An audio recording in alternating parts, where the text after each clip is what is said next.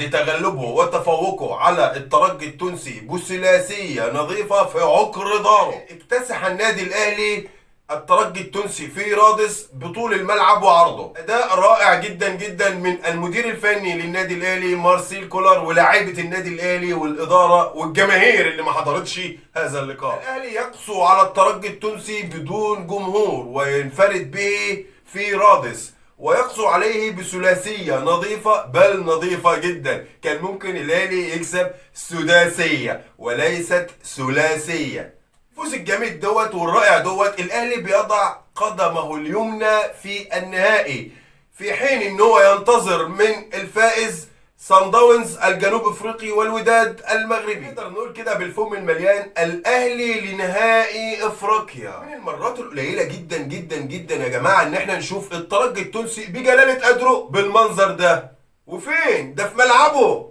بس الأهلي زنقه زنقة تمام، ما خلاهوش يعرف يتفلفص. الجون الاول جه في الدقيقه 8 عن طريق بيرستاو من محمود كهربا اللي اداله معلول علشان يفوتها حمدي فتحي وتروح لبيرستاو اللي اتعزم عليها كده وحطها وحش، لكن الجون ساعد بيرستاو وهزت شباك الترجي التونسي في الدقيقه الثامنه تقريبا من المباراه. كده خلص الشوط الاول بعد ما كهربا ضيع الهدف الثاني، هدف غريب جدا جدا. مش كهربا اللي ضيعه ولا اي لاعب في الدوري المصري، مش في الاهلي بس، ولا اي لاعب في الدوري المصري يضيع الهدف ده. لكن هنقدر نقول ان كهربا حطها وعمل اللي عليه، لكن هي بعدت شويه عن القائم الايسر للحارس. يا جماعه انا قلت ايه ده، هي الشبكه مخرومه.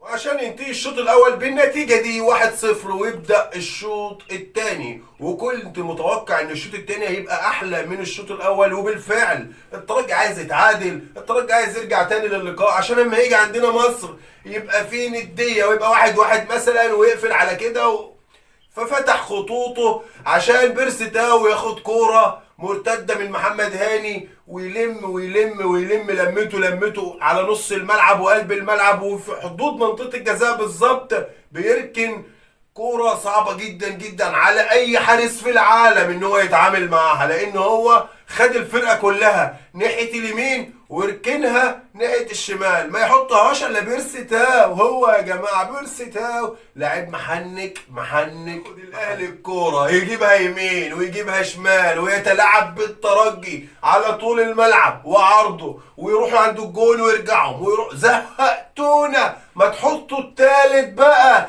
وبالفعل التالت على ايد كهربا اللي كان النهارده الى حد ما مش في حالته، لكن صالح نفسه وصالح جمهوره بالهدف الثالث اللي اداله حسين الشحات. روعه روعه روعه، كره متقشره، الشبكه فاضيه من حارسها اللي هو حارس الترجي اللي على قده قوي قوي قوي، وكان مكسب كبير جدا للنادي الاهلي النهارده هذا الحارس. واصابه معتز بن شريفيه من استبعاده بالاصابه كان عامل مؤثر جدا في نتيجه المباراه بالثلاثيه دي.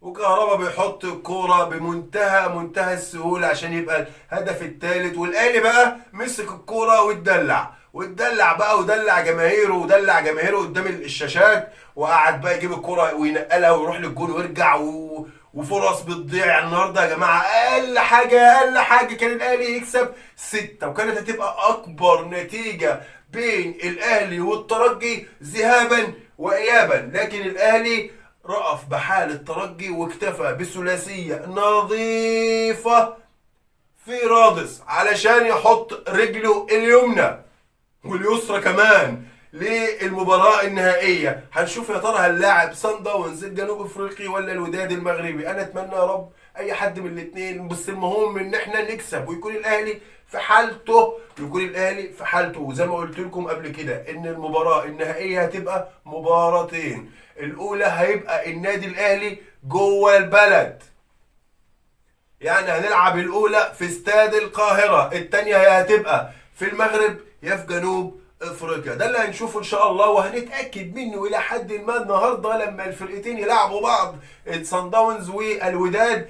الى حد ما هنقدر نقول مين اللي حط رجله اليمنى او اليسرى في المباراه النهائيه امام النادي الاهلي اللي 100 100 ان شاء الله باذن الله هو مش مستحيل ان الترجي يرجع، لكن صعب جدا ان انت ترجع قدام النادي الاهلي قصاد 50,000 متفرج وتحط في النادي الاهلي 3 اهداف عشان تتعادل معاه وتلعب ضربات جزاء. ومن النوادر النادي الاهلي يلعب مباراة كاملة بدون ما يحرز اي اهداف، وخصوصا ان نادي الترجي مش في احسن حالاته في هذه الاوقات. عشان كده بقول لك بنسبة كبيرة جدا جدا جدا الاهلي في النهائي، الاهلي في النهائي، وخدوها مني وعلى مسؤوليتي. ومن دلوقتي الاهلي وصل النهائي بنسبة 99.9% من 100.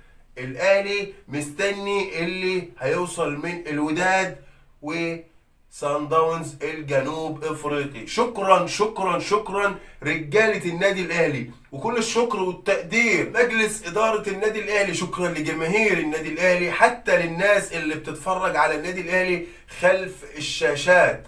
وشكرا كل الشكر والتقدير لأطهر الطاهر اللي ضيع ركلة الجزاء امام سان داونز، وشكرا لحارس مرمى سان داونز اللي اهدى نادي الاهلي البطولة الى حد ما بنسبة 70 او 80%. يا جماعة الاهلي لن يترك هذه البطولة على اي وضع من الاوضاع، وهنموت على هذه الكأس الغالية 11 بتوقيت النادي الأهلي. إن شاء الله مليون مبروك مرة تانية للنادي الأهلي ورجالة النادي الأهلي، وإن شاء الله من انتصار لانتصار، والقادم أفضل بإذن الله. رجالتنا شرفونا وكبروا فريقكم كمان وكمان، وطول ما انتوا ورا النادي الاهلي برجوله، النادي الاهلي من نجاح لنجاح، وان شاء الله من بطوله لبطوله. واشوفكم ان شاء الله في فيديو جديد، ولحد ما اشوفكم اتمنى يا رب تكونوا بالف خير وصحه وسعاده. وفي النهايه شكرا لكم والسلام عليكم.